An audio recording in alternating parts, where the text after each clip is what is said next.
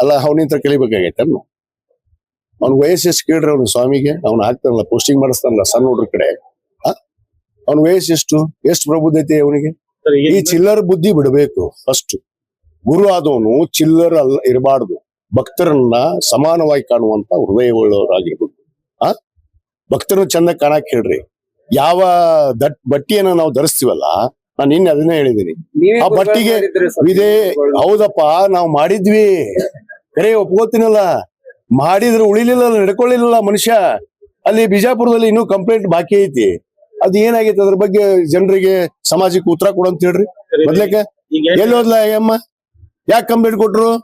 ಅವ ಎತ್ತನ 11 ಕೋಟಿ ಇದ್ದಿದ್ದು 3 ಕೋಟಿ ಡೀಲ್ ಬಂತ ಅಂತ ಅವ ಮಾತಾಡ್ತಾನ.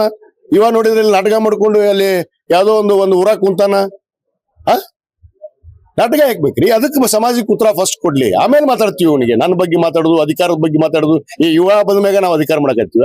ಕಳೆದ 50 ವರ್ಷ ಇವ್ನಿಗೆ ಇನ್ನೂ 48 ಆಗಿರ್ಬೇಕು ವಯಸ್ಸೀಗ. ಇವ್ನು ಹುಟ್ಟಕ್ಕಿಂತ ಮುಂಚೆಗೆ ನಾವು ರಾಜಕಾರಣದಾಗದೀವಿ. ಅದು ಅವನಿಗೆ ತಿಳ್ಕೊಂಡಿಲ್ಲ. ನನಗೇನು ಬುದ್ಧಿ ಹೇಳುವಂತದ್ದು ಅವನ ನಂತರ ಅವಶ್ಯಕತೆ ಇಲ್ಲ. ನಾನೇ ಸಾಕಷ್ಟು ಬುದ್ಧಿ ಹೇಳಿದ್ದೆ ಅವನಿಗೆ, ಸರಿ ಮಾಡ್ಕೋ, ನಿನ್ನ ದುಷ್ಟು ಬುದ್ಧಿನ ಬಿಡು. ಒಬ್ಬ ಸ್ವಾಮೀಜಿಯಾಗಿ ಗುರುವಾಗಿ ಹೇಗಿರ್ಬೇಕು, ಕಾವಿಗೆ ಸನ್ಯಾಸಿಯನ್ನು ವಹಿಸಿದಂತವ್ರು ಹೇಗಿರ್ಬೇಕು ಹಂಗ ಅರಿವಿಟ್ಕೊಂಡು ನಡಿ ಅಂತ ಹೇಳಿದ್ರೆ ನೆಡ್ಲಾರ್ದಕ್ಕೆ ಹೊರಗೆ ಹೋಗ್ಯಾನ ಅಷ್ಟೇ. ಅವ್ನ ಮುಗಿದತ್ ಗತಿ. ಅವ್ನ ಇನ್ಮ್ಯಾಗ ನಾ ಮಾತಾಡೋದು ಅವ್ನ ಬಗ್ಗೆ.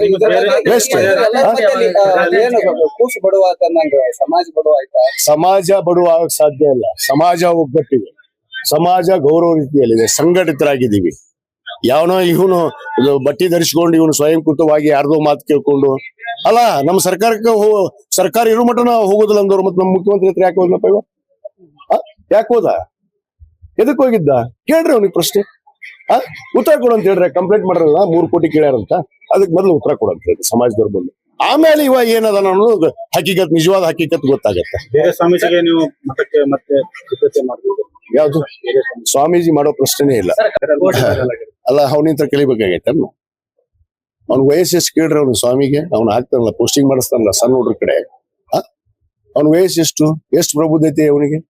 ಈ ಚಿಲ್ಲರ್ ಬುದ್ಧಿ ಬಿಡಬೇಕು. ಫಸ್ಟ್ ಗುರು ಆದವನು ಚಿಲ್ಲರ್ ಅಲ್ಲ ಇರಬಾರ್ದು. ಭಕ್ತರನ್ನ ಸಮಾನವಾಗಿ ಕಾಣುವಂತ ಹೃದಯ ಉಳ್ಳವರಾಗಿರ್ಬೇಕು. ಭಕ್ತರನ್ನ ಚಂದ ಕಾಣಕ್ ಹೇಳ್ರಿ.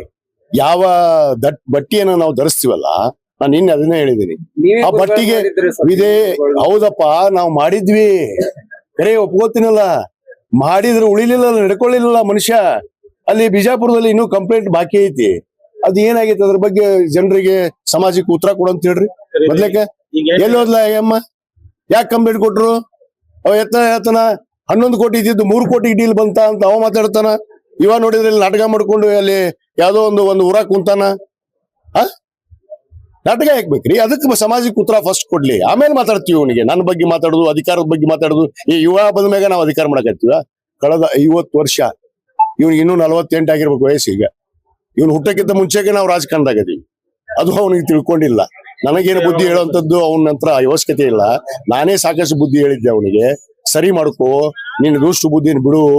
ಒಬ್ಬ ಸ್ವಾಮೀಜಿಯಾಗಿ ಗುರುವಾಗಿ ಹೇಗಿರ್ಬೇಕು, ಕಾವಿಗೆ ಸನ್ಯಾಸಿಯನ್ನು ವಹಿಸಿದಂತವ್ರು ಹೇಗಿರ್ಬೇಕು ಹಂಗ ಅರಿವಿಟ್ಕೊಂಡು ನಡಿ ಅಂತ ಹೇಳಿದ್ರೆ ನೆಡ್ಲಾರ್ದಕ್ಕೆ ಹೊರಗೆ ಹೋಗ್ಯಾನ ಅಷ್ಟೇ.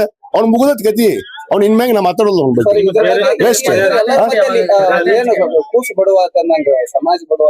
ಸಮಾಜ ಬಡವ ಆಗಕ್ ಸಾಧ್ಯ ಇಲ್ಲ. ಸಮಾಜ ಒಗ್ಗಟ್ಟಿದೆ, ಸಮಾಜ ಗೌರವ ರೀತಿಯಲ್ಲಿದೆ, ಸಂಘಟಿತರಾಗಿದ್ದೀವಿ. ಯಾವನೋ ಇವನು ಬಟ್ಟಿ ಧರಿಸ್ಕೊಂಡು ಇವನು ಸ್ವಯಂಕೃತವಾಗಿ ಯಾರ್ದೋ ಮಾತು ಕೇಳ್ಕೊಂಡು ಅಲ್ಲ, ನಮ್ಮ ಸರ್ಕಾರಕ್ಕೆ ಸರ್ಕಾರ ಇರೋ ಮಟ್ಟನ ಹೋಗೋದಿಲ್ಲ ಅಂದವ್ರು. ಮತ್ತೆ ನಮ್ಮ ಮುಖ್ಯಮಂತ್ರಿ ಹತ್ರ ಯಾಕೆ ಹೋದ್ನಪ್ಪ ಇವ? ಯಾಕೆ ಹೋದ? ಎದಕ್ ಹೋಗಿದ್ದ? ಕೇಳ್ರಿ ಅವ್ನಿಗೆ ಪ್ರಶ್ನೆ.